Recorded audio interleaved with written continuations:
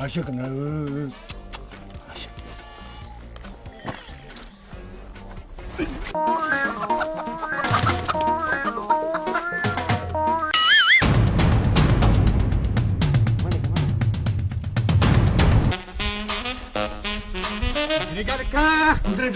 دريقة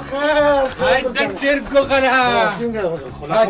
تفكي خلاص ما خوځه ولا ساعته غل کارما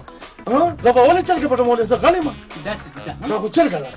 دا خو چې زه د په لار باندې روانم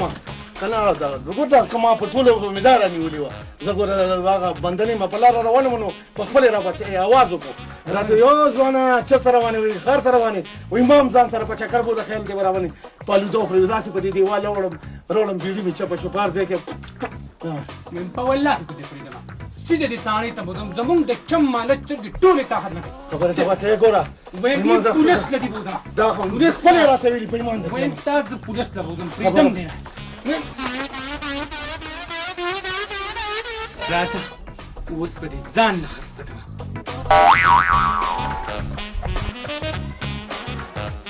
ودرېږه ګل جانه څه چل دی وایا دا چرګه د چا ده دی خو په خپل زما دې ترخ ته راټوپ کو ما خو وی جبل خان چرګې پټۍ خو هغه ته یې ګورې ګزارونه کې ډاکټر مسلمانه غل نیمه روز یاد کړه اوس سبا غل مینه ولا دا ده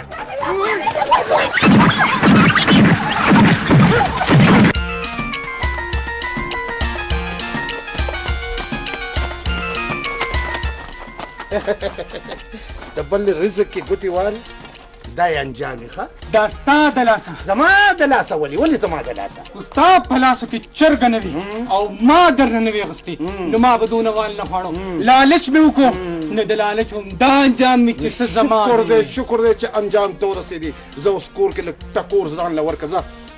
په تیلو ځان مالش کا چرګې په ټول د هر چا د وس کار نه دی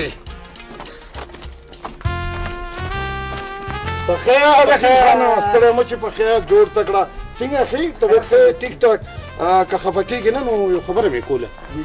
د 100 روپو مات به سره ني یاره 100 خو به ني 50 به وي بس ته د 500 د مات مال راکړه خدای دې ایمان ته خیر که بس 50 پورې الله دې وبخښه الله دې وبخښه مړه بس خدای دې په هغه ځای کې په کار راوله کوم ځای کې چې دې اړخ لګي مازه خو خراب نه دي ولې څنګه ما 50 روپۍ راکړه نه نو که زما مازغه ټیک وی نو تا نه به ما 50 روپۍ غوښتې زه ته دا راته ووایه غټ پټ سړی چېرته مزدوري کوه که نه نو چې مزدوري را باندې څوک وکړي نو به کم که نه او خبره کوم یاره چېرته به د اخبار مخبار کې چا څه ضرورت دی چې د نوکر نه داسې خو پکې څه نشته خو ها البته د دې ملک دپاره د یو باچا ضرورت دی سبا یې انټرویو ده دا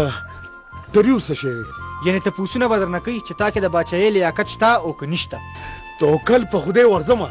کیدای شي په دې نوکرۍ مې واخلي په ارام کښېنه تا به څوک څنګه باچا اخلي مړه یې څه اوبه خړې او څه مایان لاندې کیدای شي وامیخلي ښه ته داسې کار وکړه چې